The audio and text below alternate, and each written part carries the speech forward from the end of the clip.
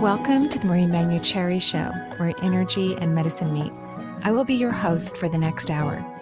I have over 19 years of healthcare experience and began my career as an energy medicine practitioner while working as an oncology nurse at a Seattle area hospital. My skill in moving energy combined with my medical background have been a catalyst for change in many people's lives. I hope the next hour will be transformative for you as well. Good morning and welcome to the Manuchehri Show. We are live just outside of Seattle. And one of my favorite things to do is interview other people who I believe are on the leading edge of thought. And today is one of those days. You know, it's almost, well, it really is eclipse season. We are days away from having two of our last eclipses in 2023. And they are significant, especially after the huge full moon that we just had, which I think was in Aries, but we'll find out from our beautiful, wonderful, talented astrologer. We have Karen Crawford on the show today. As you may remember, Karen is a physician. She's an ER doctor, and she graduated from, so sorry, I'm reading my notes, and I'm sorry, Karen, I should have my glasses right here. The University School of Medicine in Indiana. And so she was an emergency ER doctor, even during the pandemic, you know, like that's a really big deal to work in the ER during a pandemic. Like I mean, we'll talk to Karen about it because like, that's really stressful and scary and interesting. You know, all of those things are super interesting. So Karen, welcome to the show. We're so happy you're here. You're now a full-time astrologer and you love astrology and you love working on your gifts and your talents and being in bliss and taking courses. Although I don't think you need any more courses, but I'm so glad that you take them anyway. You know, like that's cool. So welcome to the show. And remind us again, what was it like to be, I mean, you're a physician for 17 years.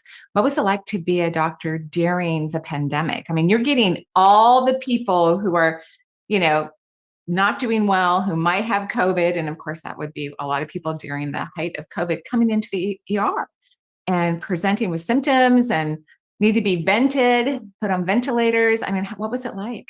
Oh my gosh. Well, thank you for having me back. I'm so grateful for this opportunity. So it was really chaotic. And I remember when the pandemic first started, we had a practice near a college. And this woman who was like, 19 or 20, she came in. Her pulse ox was like 82%. Ooh. And normal should be like 93 to 100%, right? And she just felt a little sick, but not that bad. And when you normally see a pulse ox of 82%, your panties are in a knot, right? Yeah. It's very scary for people who haven't been in medicine. Like I would probably be almost calling a code as a charge nurse. Right. I'd be like, where's the code team? Where's the crash cart? Because something could happen here. Yeah. And I think the interesting thing we had to get our heads around was, what was this disease? Like, how did it work? What was functioning? And so it was like drinking from a fire hydrant, trying to like read like ideas and studies they were trying to come out with and the pathophysiology. Because basically, what's your symptom of COVID? Like when you watch those drug commercials and the guy's like, for 45 minutes, it could cause nausea, like all those things for the drug. It was like everything like that for COVID. It's like pretty much everything, but the one thing was like the sense of smell. Like if somebody lost their sense of smell, I'm like, okay, you totally have COVID, right? I mean, like it's so rare to have like, pneumonia for like however long, whatever. So, but it was complicated. It was difficult. And well, that little tiny lull we had when they said, stay home to save lives, that was really strange. Because like, what happened to all the heart attacks? What happened to the appendectomies? It was like weird. Oh my gosh, because people probably were still having those things, but they would maybe go to the hospital, right? Yes. But then on the other hand, and a lot of people were worried, like especially the elderly. They're like, okay, I'm in that risk population. I don't want to go. But on the other hand, it was kind of nice not to have like the hangnails and like, the little things that I actually had a client who had like a mole or something removed. She lived in New York and the sutures they needed to be taken out like a week prior. So I'm on the phone trying to help her husband take out these sutures. And we weren't even on Zoom. It was not successful. Luckily, she found a friend who was like a vet who would come in the back door during COVID and get these sutures out. Oh my gosh. I mean, and I think people Yeah. had to improvise, and like they Yeah. had to take care of each other. Communities came together, when somebody Yeah. was sick, people would bring them food and drop it on their doorsteps, So I think there's so many pluses and minuses to everything, but the more that we can move into the positives. Oh, hi, Charles. Yeah, he's so excited that you're here. He brought his new favorite toy over here. He just said he knows Karen and loves her. So when he heard your voice, he's like, "Where is he? Where's Karen? Where is she? Where is she?" So I knew you during that time, and you were contemplating leaving medicine, and then I think COVID just made it clear, like, "Yep, I'm done. I'm done. That was enough." But I mean, thank you so much for being there for COVID and taking care of all of those patients and your community and your family, and thank you for surviving through that time period, so you can now be an astrologer, which is very exciting. Yeah. So, right. So we're having two eclipses, one on the 14th, one on the 28th. I know the first one is in Libra, correct? What's the second eclipse in? Taurus? So the second eclipse is in Taurus because the south node is in Aries. I'm sorry, the south node. I'm sorry. So let's go this Yeah, way. go right ahead, please. Yeah. So the new moon coming up is an annular eclipse. Okay. And so it's by the south node in Libra. So that's why, because both the sun and the moon are in Libra. And so that's why it's called the new moon solar eclipse, because what happens is you have the sun and the moon's going to move in front of it and cast a shadow on the earth. And it's a very small shadow when you consider the shadow the earth, has from what it casts a shadow onto the moon, right? So lunar eclipses are longer. They're not as dramatic. We're probably all like sleeping, whatever. But the solar eclipses really get our attention. And the ancient Babylonians figured this out. I'm like, how did they know this when we didn't even know the earth was round at that time or anything like that. But they figured this out. And so it's really cool because eclipses come in series. There's like a family.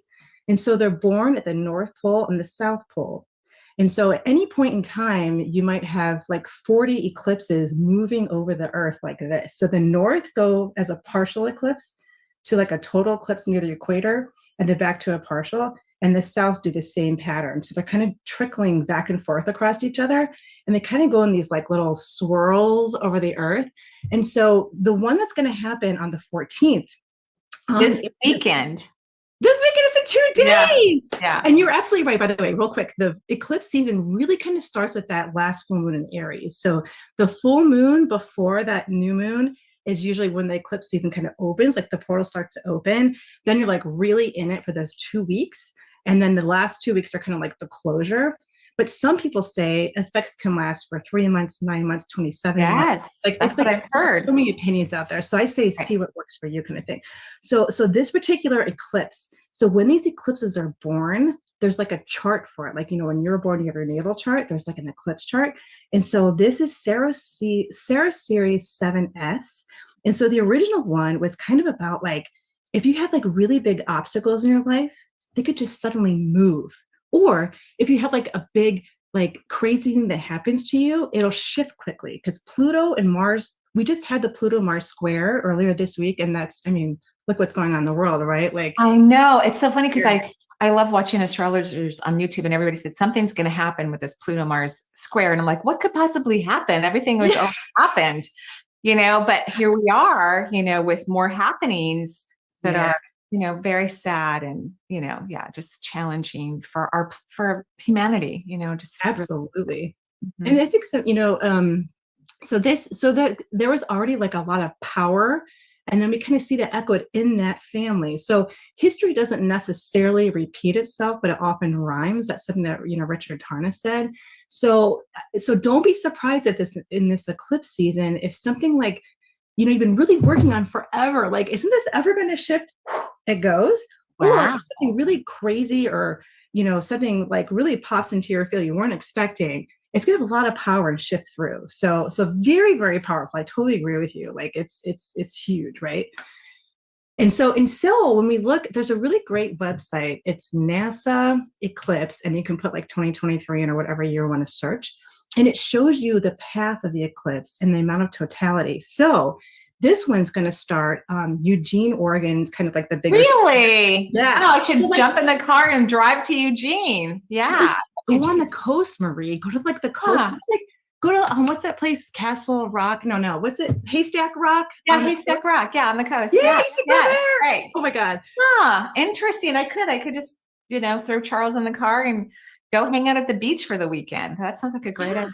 Wow. Wow. Oh, the other thing too is, so you'll be between 90 and 80% where you live. So like you're not that far from totality. Okay. So like they have like a band. So it's like this path of the annular eclipse. So it goes from Oregon down towards Texas, then it hits Central America and then goes through South America. What's really interesting is that the eclipse in April of 2024 is going to come down like an opposite swath. So I'm in the totality in Ohio. Ohio's never come for anything. We're actually in the middle of that total solar eclipse. I'm so pumped. But it's like it crisscrosses of the United States. And I don't know if any of your listeners are in Kerrville, Texas, but that's like that area will be like in the crisscross. So I'm like, oh, cool. They get to experience both eclipses. Solar eclipses. That's incredible. That is so incredible. And that's why you had, you're a beautiful part of the world, people dropping off food because you're in the Midwest. Everyone's nice in the Midwest.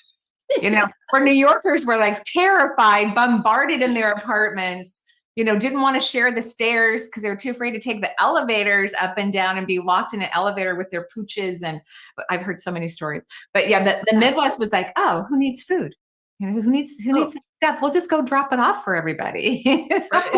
How precious was that during the pandemic? Okay, so eclipses to me are always wild card. It's like even how you described it. Like if you've been working really hard on something, I think that's a wonderful message. Some of us work really hard on stuff for long periods of time. We're devoted. We put in our whole heart and soul into things. And so then to have something just radically shift so quickly and so fast, like all your hard work pays off. Wow. So who is that mostly going to affect, or is it affecting everyone in all the astrology? Yeah, so I feel like, if you're in the path of the eclipse, it could affect you. So just being in the path of it, so it doesn't matter what your sign is or anything like that. Because I feel like because you're getting the energy, so I think that definitely has an effect, and then doubly so if you have, we're talking about cardinal placements because we have Aries and Libra.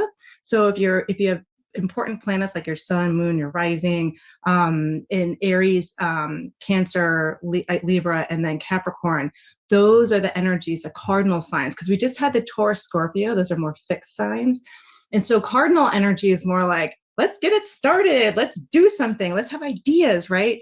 And then the fixed energies are more like, they don't really love change, but once they do change, they're amazing. They anchor the world. They root the world in. They're survivors. And then the mutable signs, they're kind of more like the editors, the transitions. I think kind of go with the flow kind of a thing. So people with a lot of cardinal energy or important planets in those areas will definitely feel it. And for me, I have a nodal opposition. So my nodes are in Aries and Libra. I've got a crap ton of stuff in Aries, right? We got this Aries thing going on. Right. So yeah, I think I'm going to definitely feel it, but even more so the one coming up this spring. So, but you just blew my mind because I never have heard this before, that where the eclipse is positioning itself on the planet is affecting everyone in its wake. Yeah. I mean, that's amazing. So if you have some of those cardinal signs, of course, you're going to be affected, and everyone to some degree has some sort of effect from an eclipse, right? Right. But oh my gosh, what if you have those cardinal signs and you live in any of those regions? That is brand new information for me. I never knew anything about that, which will make me want to pay attention to the path of future eclipses. Where are they shining their light? Because that could massively affect the people who live in that region. That's so interesting. If you think about it, like let's say you're 40 years old, you've lived through like 80 eclipses because there's like 2 a year. So not every single one is going to be as big of a deal for you, because sometimes they're like over the Pacific Ocean, or maybe they're in Europe or something, right? But if you can kind of look ahead and see, okay, wow, like this is over my Mercury, or holy cow, it's over my sun and my moon. Like, I mean, I think, and the other thing is too, is like our expectation. So I kind of feel like eclipses are just this pause. We get this luxury. It's like, the emergency broadcast test we had, like everybody stopped what they were doing. It's like when you're swimming at the local pool and they blow their whistle, everybody gets out of the pool. it's a chance to just take that pause, let the water still, take a look around. And it's like we have this ability to shift in a moment. So if you talk about manifestation, like this is one of the things you just are so good at is allowing ourselves to choose what we want to do, feeling what we want to feel. So I feel like the eclipse season is, and so we're talking about relationships, right? Aries Libra is always about right. And they're opposites, right? Yes. So, right. So it is all about relating. Yes. And then, yeah. Oh, no, go ahead, Karen. No, go ahead.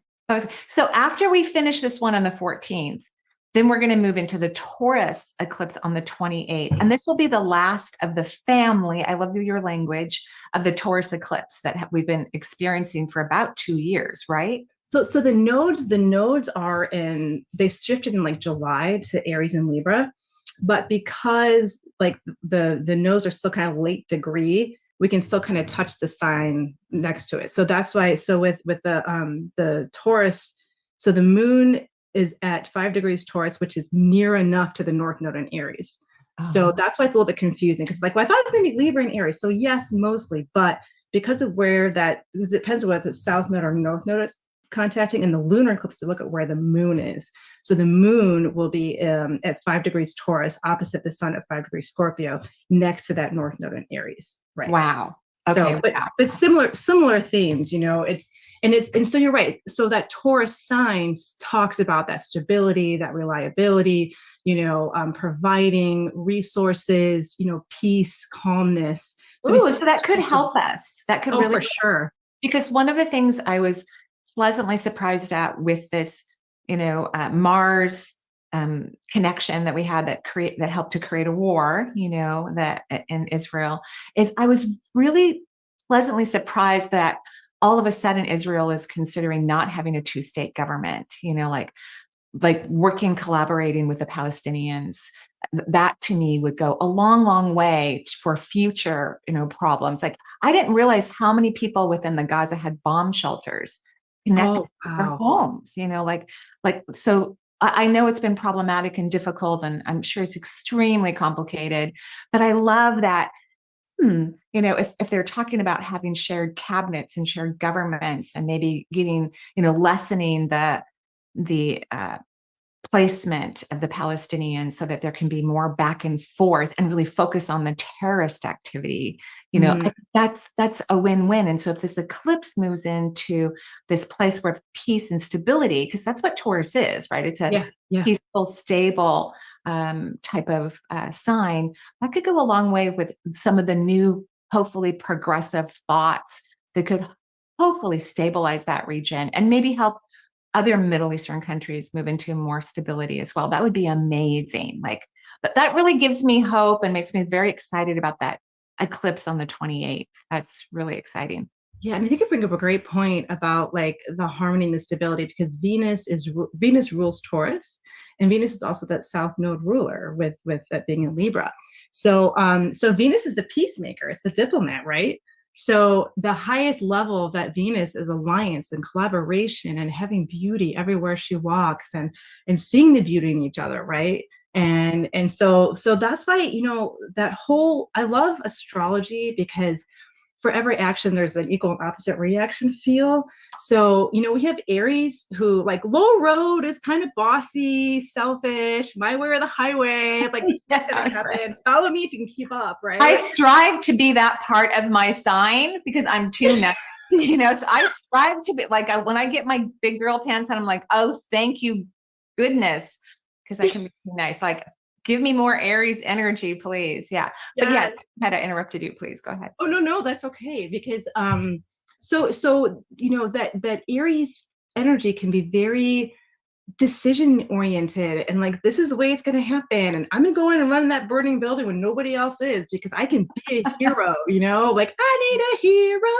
And then, you've got this. And so then you have the Libra opposite, who's like, I'm not making a decision until everybody's heard, and they can seem like they can't quite land on something or commit to something, but it's like they're going through all these things in their head and just want to keep the peace and have everybody get along kind of right. thing. So they say that a Libra is basically an Aries who went to charm school. It's like they have this iron fist with this beautiful velvety glove on, you know? That's So, hysterical. so for leaders, so like this is the relationship axis of, okay, well, how can we assert what a country needs, but still find peace and harmony and coexist together in a way that can show other people how to do this. So as we do this in the microcosms of our own communities, I feel like that goes throughout the universe to like, you know what I mean? Because it's like everything that we do on a small scale to help with that harmony and beauty can just kind of somehow percolate out to everything else, don't you think? Agreed. And I'm just so very hopeful, with your words about, the eclipses in general, but of course, this last eclipse is coming up and for the year anyway, at the end of October.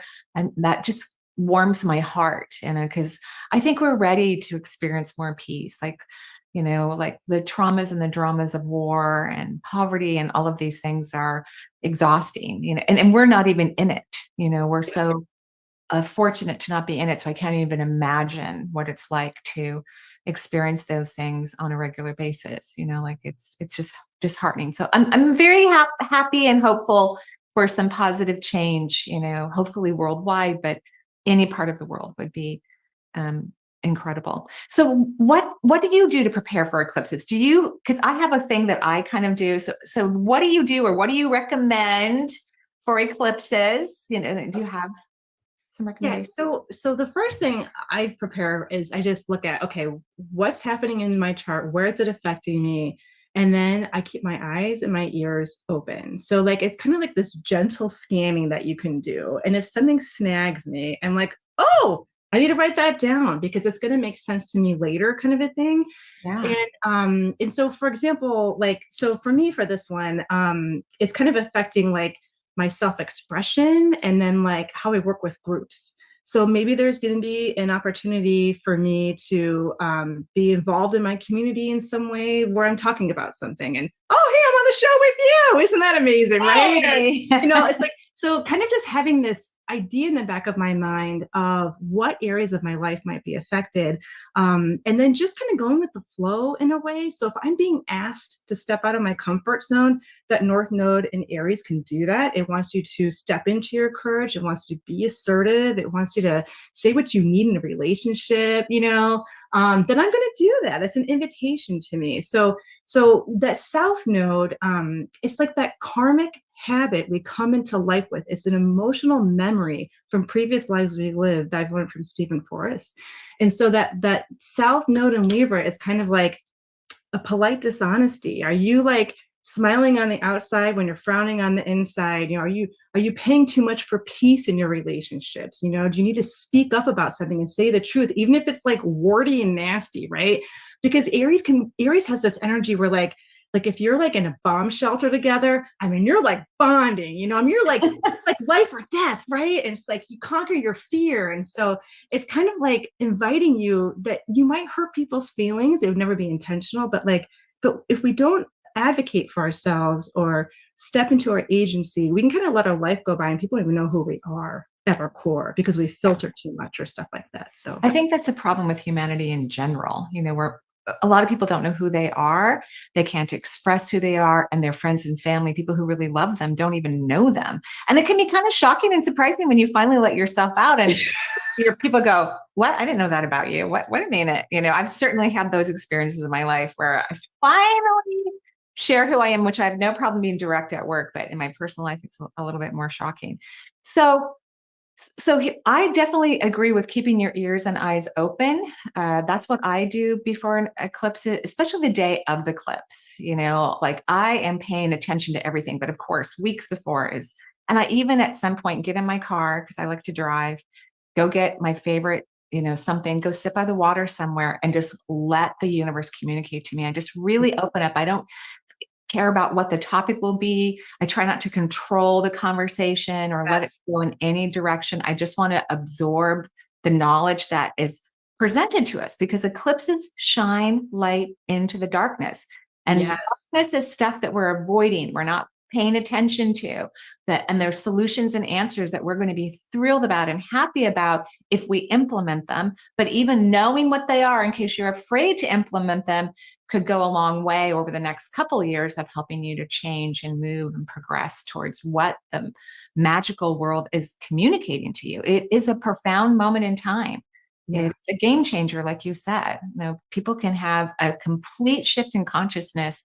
And when you have that moment, once the eclipse is over with, that door closed permanently behind you. Like it's that wishy-washy, well, yeah, we'll hear what you have to say. That wishy-washy place kind of disappears. Like it's done. Like it's over with. That's also one of the reasons why we can have mass exodus of souls leave during eclipses, because there's so many gateways that are open. And so we can have, accidents or, warring type of situations occurring, or, a plane could go down during an eclipse time, because souls who want to leave their bodies, all these gateways are open and they can fly to the other side rather quickly. And so, I always think that it's permanent, but for those of you who can't see us on video, because most people are listening to our show, only a small percentage are actually watching us on YouTube. I can see your slight hesitation about the permanence remark that I made. So could you comment on that? Only because, so we know, talk about like the Saros series going like north to south transitioning. Every 18 years, that family member will pop up again. So I kind of feel like permanently might be too strong of a word. I mean, like in that moment, the way the sky is and your chart is in that moment for sure. But I think we get a second chance, third chance, depending on how long you live, because every 18 years, you're going to kind of get a similar feel for that eclipse. So it's kind of like, let's say you're like, 65 right now. You're like, gosh, darn it, I just heard of all this stuff. I feel like I'm behind the 8 ball. You're not, right? Because you can look back in your life, look back 18 years. What was going on then? Or back 9 years, or all these different ways you can slice and dice an eclipse season and stuff like that. So I kind of feel like you're right that particular moment in time, but that's all we have is the moments in time, right? And so if we treat each moment as a teacher, what am I hearing this karmic moment to, like, because eclipses are so karmic, right? They're so powerful. I think with you creating space the way you do, I think it's like number 1, 2, and 3. So whether that's making an altar for yourself, or, maybe writing down some intentions and then like burning them, or, whatever you resonate with for how you, have that ritual of, I'm here. But I think driving in your car and just sitting makes by me the water happy. is like perfect. Yeah. And just listening to the moon. So I love what you said. I agree with you. I completely agree with you, because I can tell I've been looking at things from like 8 years ago. There's some sort of interesting 8-year thing going on. I don't know what it is, because I'm not an astrologer. I'm just like a person who loves astrology. And I've noticed a theme that recreated, and I was kind of aware that that was happening. And the circumstances were slightly different, but I still knew what the theme was. And I needed to step in that theme more consciously versus stumbling into it and having to then, so I like that idea. Like you'll have other opportunities to reevaluate or to gain whatever relationship you want to have with yourself that's more meaningful and fulfilling and effective in your life. So that's really lovely. It's really lovely. Astrology is, it's layered in, it's not just a one and done ever, which is so forgiving. And I'm so grateful, right? Because it's like, how many times did I hit over the head where, instead of a 2x4, I needed like a 6x whatever, you know what I mean? So it's nice that we have that redundancy. And then we also have like these little waves, like these waves of transits and things happening in our chart where it starts to summate. You get this coherent thing where it's like, oh, and like this whole new thing can get born into somebody's life by looking at all the different things that are like culminating and feeding into each other to create this brand new experience for someone. Yeah, I agree with you 100%. So we're going to take a break here on the Marie Manuchehri Show. We're going to come back with Karen. Do you want to help me answer questions? Do you have time to hang out? I would love to. Okay, great. So we're going to take a break here on the Marie Manuchehri Show. If you're in line to get your questions answered, make sure you know what your sign is. And if you happen to know your rising sign, that's the most important part, I think. In my mind, like, I'm not an astrologer again, but if you know your rising sign, that means that they can look at your chart more accurately. So we'll take a little break. We'll be right back for more with Karen Crawford. And I wait without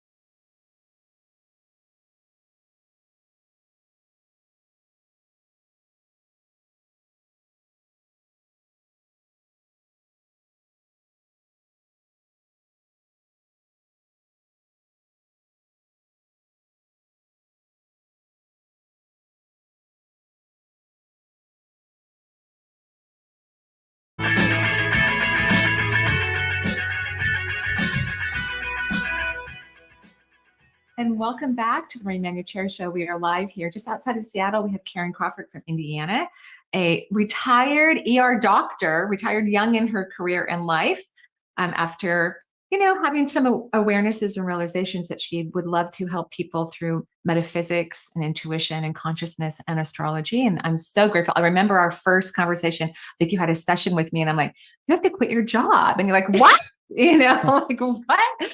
And you did eventually. I'm so proud of you. I'm so proud of you. So welcome to the show. Thank you for helping us with eclipses. We're going to now take callers who've been patiently waiting as we've chatted about all kinds of fun things and learned that Texas is really lucky right now. And I'm actually thinking, I was graciously interviewed on Alex Ferrari's show yesterday, and he lives in Texas. So I was thinking, oh, he's so lucky. He's a great human being. So he's so lucky to be affected by these eclipses. And we'll let you know when that interview is released. It'll be, 68 weeks from now, approximately. Okay. So let's go on to the phone lines. Yeah, we'll do that. And what also do our callers need information-wise, Karen? Oh, if they know their sun, moon, and rising, Okay. that'd be awesome. Okay. So just a little extra if they need. Okay, cool. Yeah. 877-825-8828 for the Marie Manuchehri Show. We'll get that out there. And now we'll take Myra calling in from Bellevue. Hi, Myra.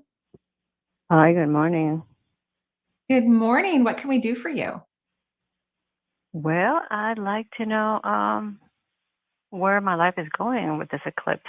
So my sign is Pisces, and my rising sign is Aries. That I can't wait to hear what Karen has to say. I miss. So the sun is in Pisces. Is that what I heard? Yes. Okay, and her rising is Aries. Mm-hmm. Okay, but do you know your moon sign? I believe it's Capricorn. Okay. Yeah, that's a lot for right now. Okay, so have you been an advocate for yourself in your relationship so far in your life? Not really. That's what I'm learning to do. Okay. Okay, so maybe there's something about so I feel like you could be, I feel like there's like a compassion that you would have where you could kind of go with the flow and understand other people in a really deep way that kind of makes you an amazing empath. But there's also this part of you that needs to be the architect of your own life and kind of move forward with things. So maybe finding ways where you get boundaries to allow you to have the adventures or the achievements that you're kind of secretly craving, but maybe not going after in a more aggressive way. Would that make sense to you? Yes, because that's exactly what I am working on. Yay. Oh. And you know what's going to be challenging is that you're finally going to start to tell people how you feel, and I'm sure you already have. And when you're too nice, you tend to attract people who aren't going to appreciate your, expression of yourself. Like they're going to be unhappy. And I think that's a good sign for you. Like if you're making your friends and family uncomfortable, it's not a bad thing. They may not like it, but it means you're on the right track. Would you agree with that, Karen, that would be a... Heck yeah. What we're talking about is authentically being ourselves. And that doesn't always, that can sometimes rock the boat, which can be uncomfortable, right? Yeah. So don't be upset. And you might have some movement of friends, which is not a bad thing either. When people have been too nice in their life and too accommodating, and then you finally go, wait a minute, what about me? Those people that you've attracted don't always want to share or give back to the level that you deserve. And that's okay if they start to vanish and disappear and new incredible people start to walk in. Well, it's interesting in my life. I've been told that I've been selfish, that I'm selfish at the times I've spoken up for what I want. Mm-hmm. And but I've always been accommodating, and these people don't realize I have been accommodating. So when I've spoken up and said, "Oh, this is what I want," oh, you're being selfish. Well, here's how I look at it. When people say those things to you, they're just telling you, please be selfish. These people are not the right people for you. They're not your confidants. They're not going to be your supporters, most likely. And they're uncomfortable with you all of a sudden wanting things for yourself because they loved it when you were giving everything to them. And they're really talking about themselves. They are the ones who are selfish. And they're actually helping you subconsciously to become more selfish too. Because healthy selfishness is excellent. It's wonderful. Yeah, it's amazing.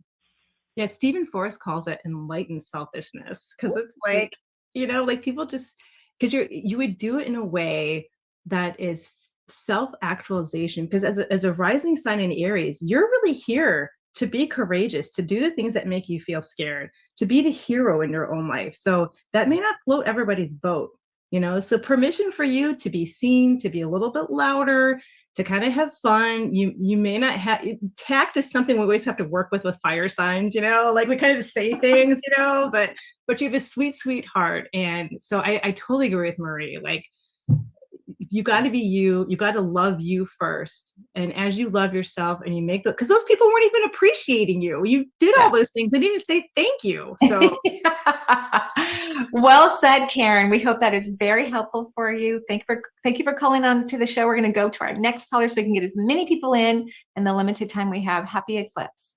All right. Yeah. Thanks, Myra, for calling in. And we'll take now Colin, who's calling in from Oakland, California. Hi, Colin. Hey, Benny. Hey, Marie. Hey, Karen. Hello. What can we do for you? So I have been, I've called a couple times about this, and it's been just like this ongoing thing with my sleep and my health for the last, and my energy for the last like 7 years.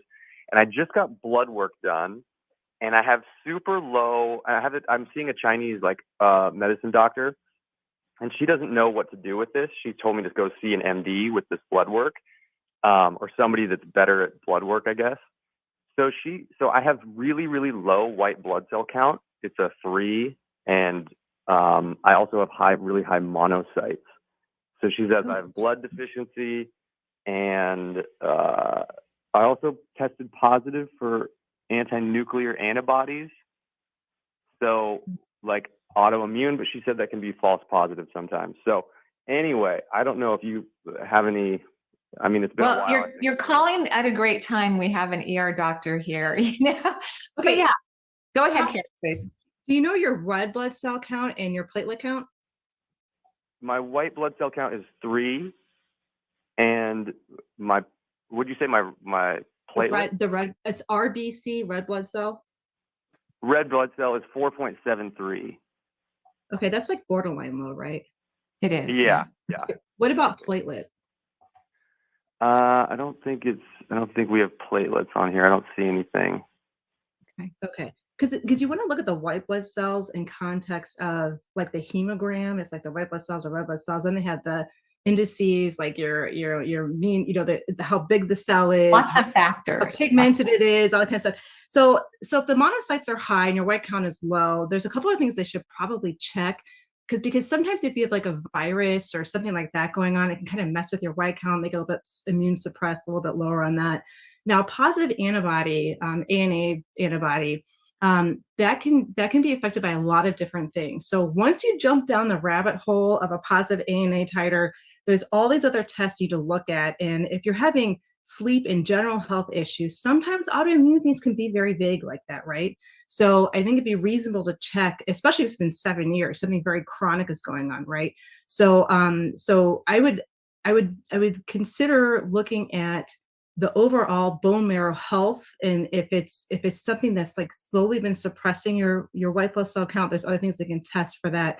And then there's also the autoimmune workup, where they look at other things to get more of like right now you have this huge spotlight. You need a pen light that's very direct to see what exactly it's going to be. So there's a lot of tests they need to do to figure out why that ANA antibody is positive. So the answer is yes, you should go to a conventional physician and have your blood looked at more under the microscope. On an energetic level, and then I can't wait to hear what your signs are so Karen can look at this. I'm curious about where your Saturn is right now.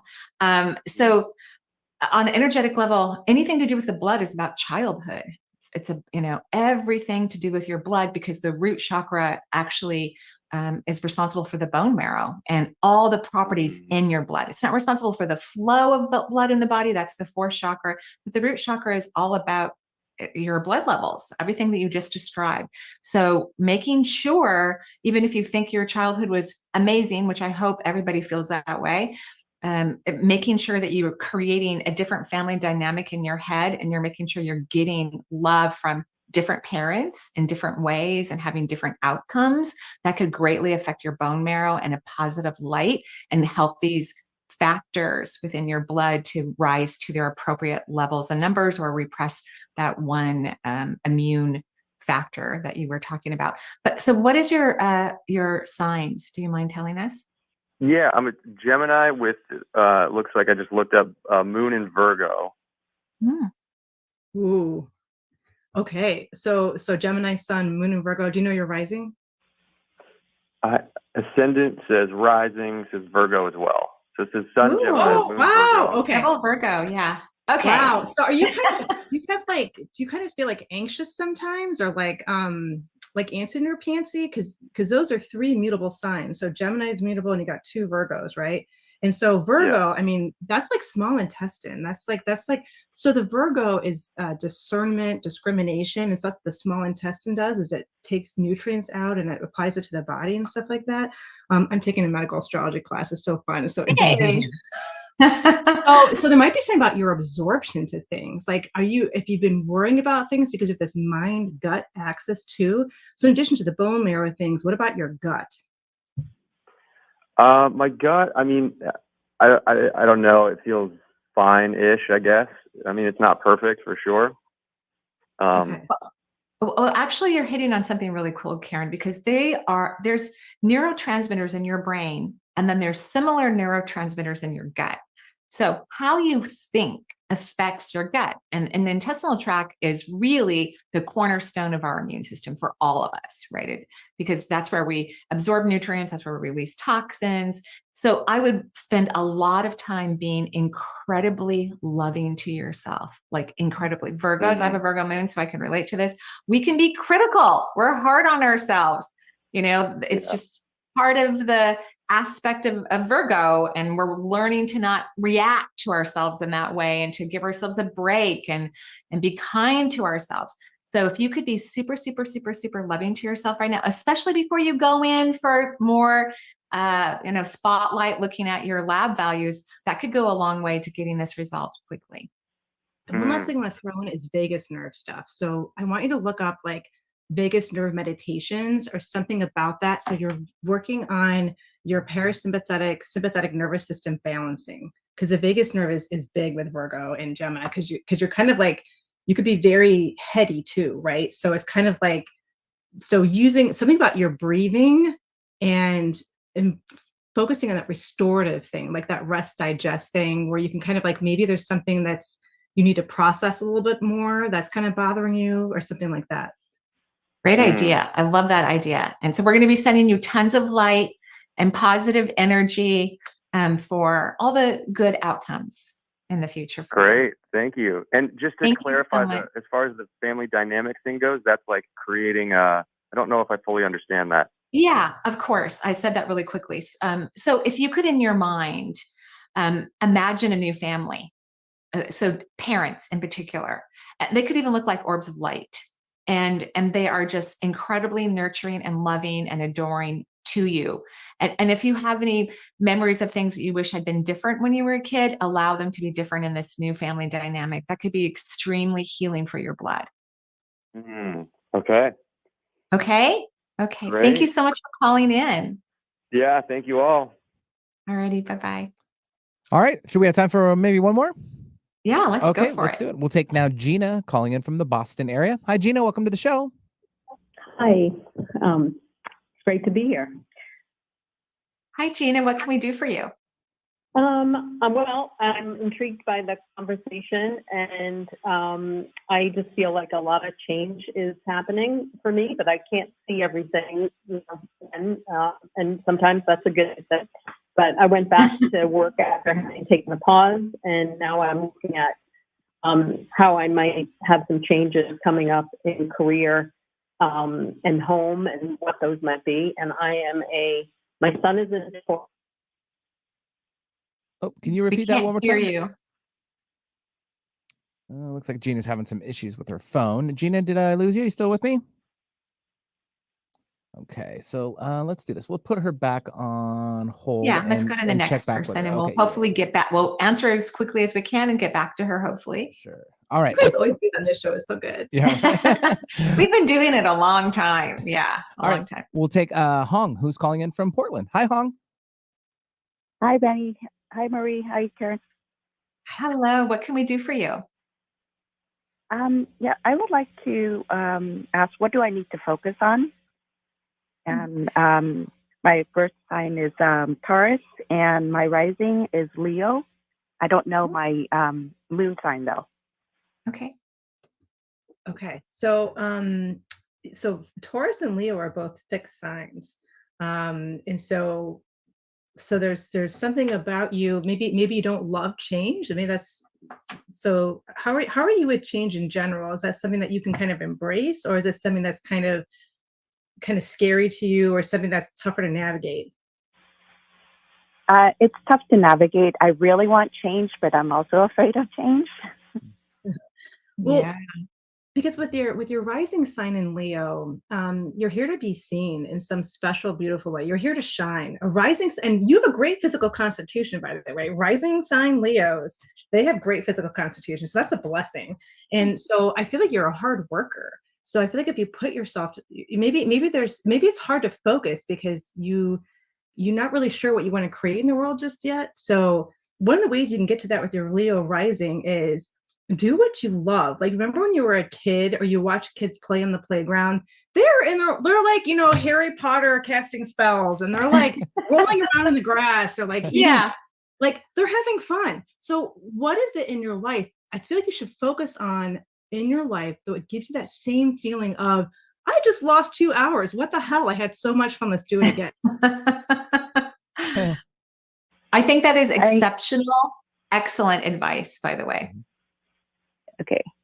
I tend to read books, and that's too much in my head.